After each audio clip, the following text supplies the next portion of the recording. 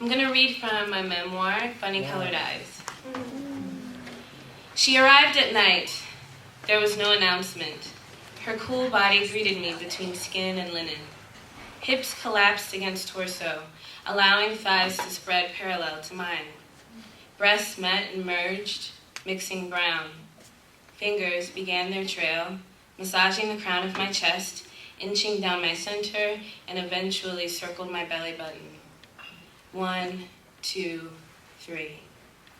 When she reached the middle of us, she nudged into my wet lips, parting her own. She found her bulb and lifted her fingers to my mouth so I could taste her. My arms woke up. My back arched alphabetically. I began to hold her. My mouth curled into a coo. Eyelids began to sweat. I opened them. Darkness replaced my blanket. I have reclaimed her. Her name is Black Eve. The summer that looked like copper is when my ghost first found me. Heat, rug-burn clarity, pumping up the volume of my desire.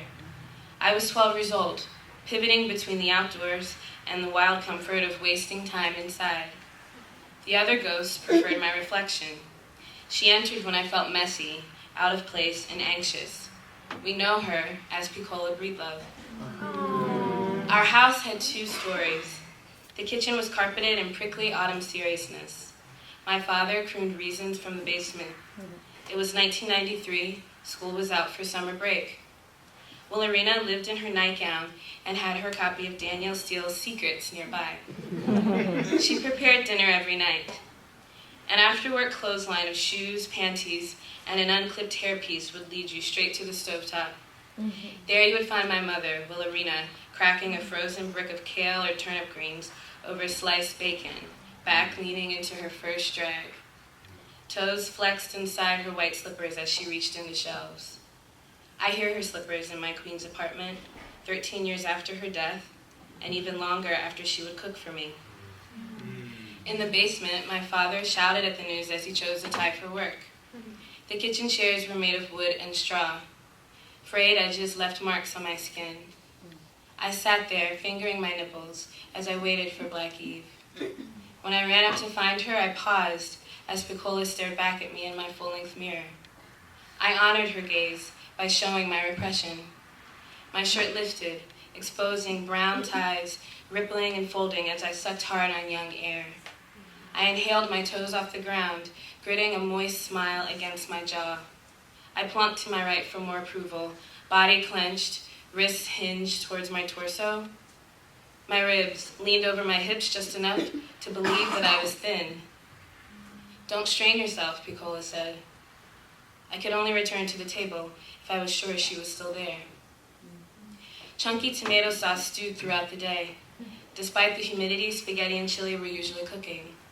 I would shove forkfuls in my mouth when Willarina left the room. I expected 3 helpings with extra sauce to settle the wiggly noodles on my plate. Baby, chili is always better the next day. Our stained ladle plunged through the sweaty orange surface of an overnight container of chili. My mother would let me fill my own bowl. Leftovers needed to leak over the brim and wet my hands. I would use a tablespoon to top it off. Filling myself up felt warm and personal. Eating felt like my daydreams. I followed my mother's lead and cooked to confront my warring ghosts. I seduced my shame by thumbing slippery beet skin. The knot between my legs cautiously unraveled when the pink ink slid into the cradle of my brown nail beds. Letting my hand rise above my head, the juice drained until it neared my elbow.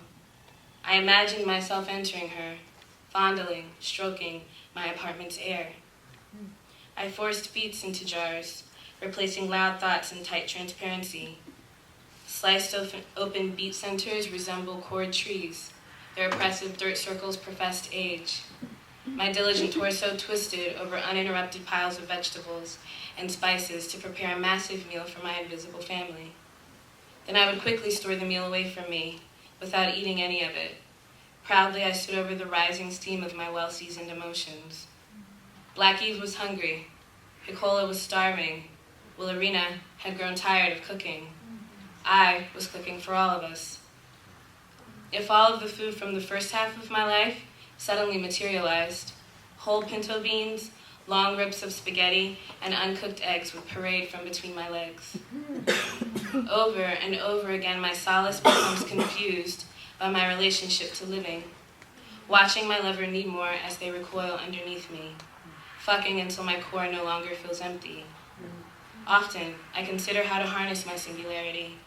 I have tried to live in one body at a time. Artist, lesbian, black, woman. Retaliation is still found in being full.